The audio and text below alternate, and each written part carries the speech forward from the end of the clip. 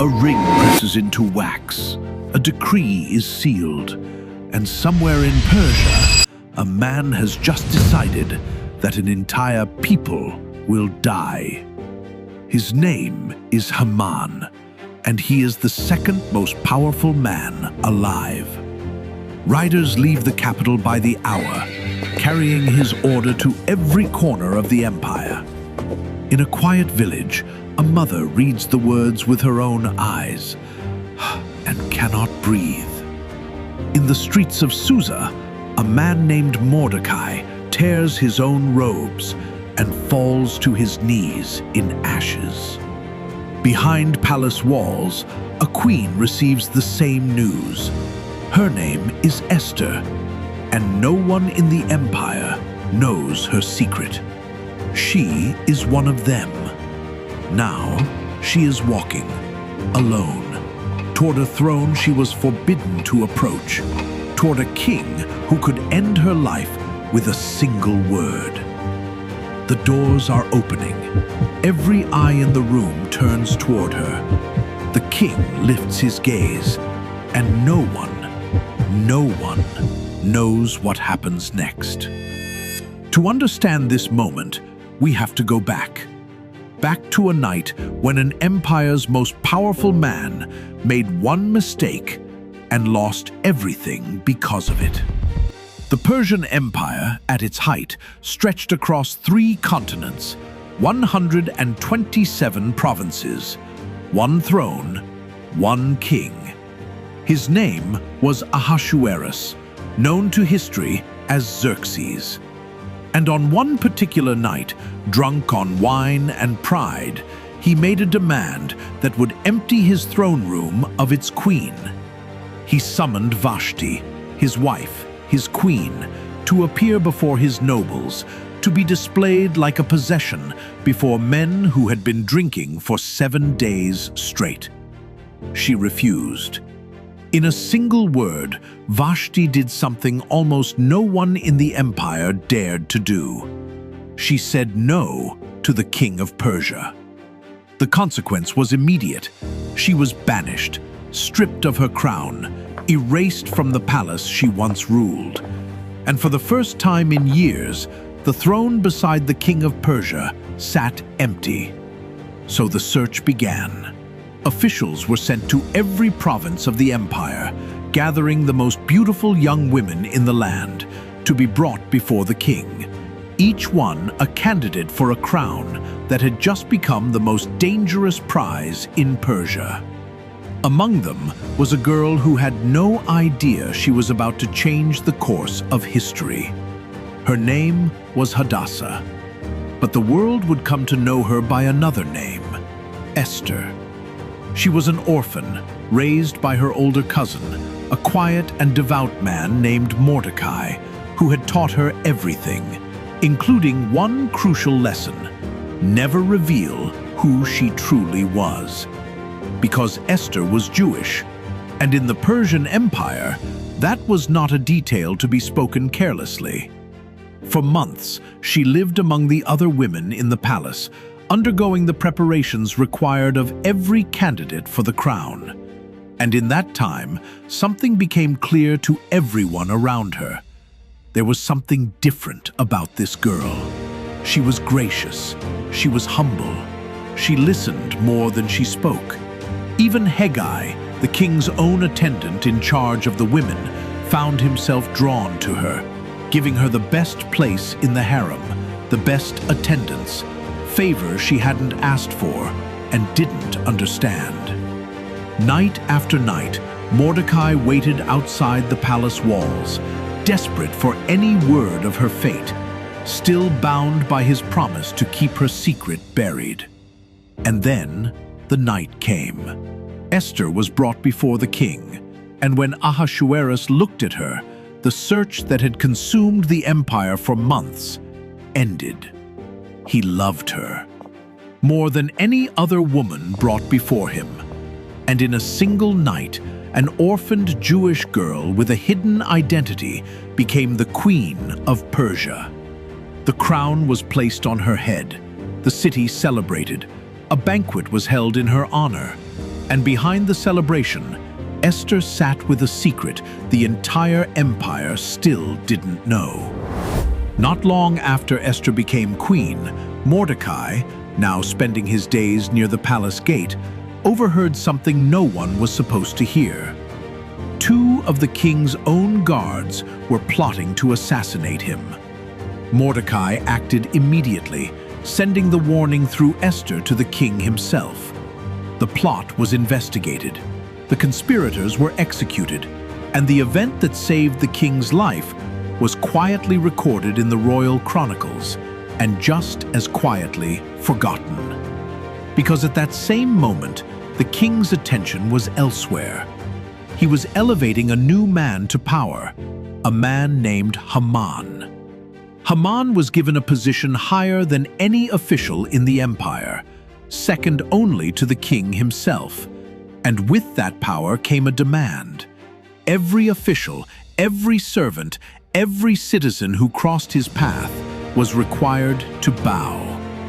Everyone obeyed, except one man. Mordecai would not bow to Haman, would not kneel, would not honor a man the way only God, in his understanding, deserved to be honored. Haman noticed, and when he learned why Mordecai refused, because he was a Jew, Haman decided that punishing one man wasn't enough. He would destroy all of them. Haman went to the king with a proposal, describing an unnamed people scattered throughout the empire, whose customs, he claimed, made them a danger to the kingdom.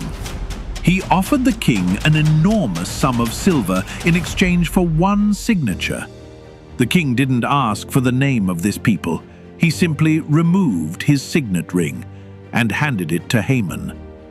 With that ring, Haman sealed a decree that would go out to all 127 provinces of the empire.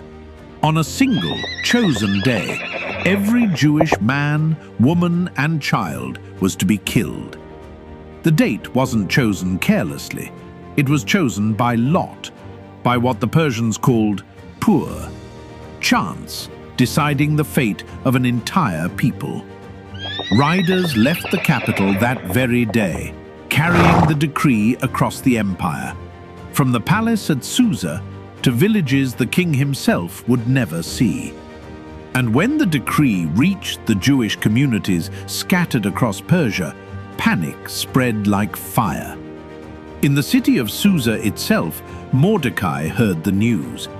He tore his royal adjacent robes, dressed himself in sackcloth, covered himself in ashes, and walked into the middle of the city, crying out loud enough for anyone to hear.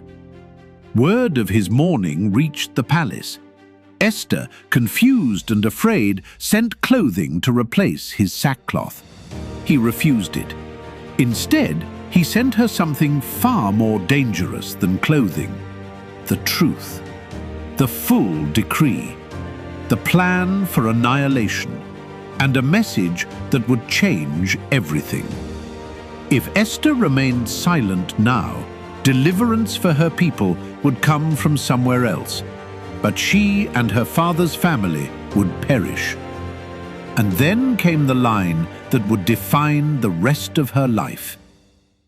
Who knows whether you have come to the kingdom for such a time as this? Esther understood the danger better than anyone. Persian law was absolute. No one, not even the queen, could approach the king unsummoned. The penalty was death, unless the king in that moment chose to extend his golden scepter. For 30 days, the king hadn't called for her.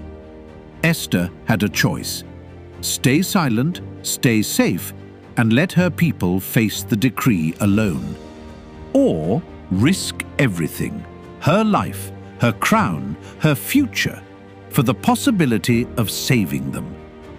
She sent word back to Mordecai: gather every Jew in Susa. Fast for 3 days and 3 nights. No food, no water. She would do the same. And then, I will go to the king. though it is against the law, and if I perish, I perish." For 3 days the palace queen, who had everything, ate nothing. And on the 3rd day she rose, dressed in her royal robes, and walked toward the one place in the empire that could end her life in an instant: the throne room. Every step echoed. Every guard watched her pass in silence. And when the massive doors finally opened, every official inside turned toward her at once. The king's eyes lifted, and in that single unbearable moment, he made his decision. He extended the golden scepter toward her. Esther was safe, for now. The king asked what she desired, offering her in that moment up to half of his kingdom. But Esther didn't reveal her request. Instead, she asked for something far smaller: an invitation, a private banquet for the king and for Haman. The king agreed immediately. At the banquet, surrounded by wine and comfort, the king asked her again what she truly wanted. And again, Esther held it back. She asked only for one more banquet the following day. The same guests. Haman left that banquet the happiest man in the empire, invited not once but twice to dine privately with the king and queen. His joy lasted exactly until he passed Mordecai at the palace gate. Once again, Mordecai did not bow. Haman's fury followed him home, and that night, unable to contain his hatred any longer, he ordered the construction of gallows nearly 75 feet tall, built for one purpose: to hang Mordecai the very next morning. That same night in the palace, the king could not sleep. He called for the royal chronicles to be read aloud, and by what can only be called perfect timing, the passage read to him was the record of Mordecai, the man who had once saved his life and had never been rewarded. "What honor has been given to this man?" "Nothing," came the answer. And at that exact moment, Haman arrived at the palace, early, eager to ask the king's permission to execute Mordecai. Before Haman could speak his request, the king asked him a question first. "What should be done for the man the king wishes to honor?" Haman, believing the king could only mean him, described the most extravagant honor he could imagine. Royal robes, the king's own horse, a procession through the entire city. The king agreed completely, and then gave the order that must have felt like the ground disappearing beneath him. Do all of this for Mordecai. Haman himself was ordered to lead that procession, parading the very man he intended to kill through the streets of Susa in the highest honor the empire could offer. That evening, humiliated and shaken, Haman arrived at the second banquet with Esther and the king. Once again, the king asked Esther what she desired. And this time, she didn't hold back. She revealed the truth, her people, her identity, the decree, and the man responsible for it.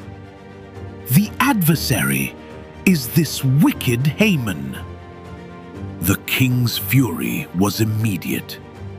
Haman, now terrified, begged the queen for his life and, in his desperation, fell against the very couch where Esther sat. The king returned to the room at that exact moment, and what he saw sealed Haman's fate completely. Haman was led away, and by nightfall he was executed on the very gallows he had built for Mordecai. The threat that had hung over the Jewish people for months was broken in a single night. But the decree itself, sealed under the king's own ring, could not simply be undone. So a new decree was written. This time, the Jewish people across the empire were given the right to defend themselves against anyone who came against them on that same appointed day. Riders left Susa once more, carrying, this time, not death, but the chance to live. Mordecai was given Haman's former position, elevated to the second most powerful man in the empire, dressed in royal robes of blue and white, wearing a great crown of gold. When the appointed day finally came, the Jewish people who had spent months in fear stood their ground and were delivered. Grief turned into celebration, fear turned into feasting.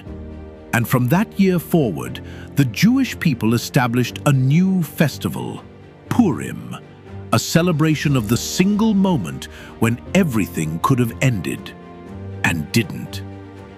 In Susa, the city breathed again.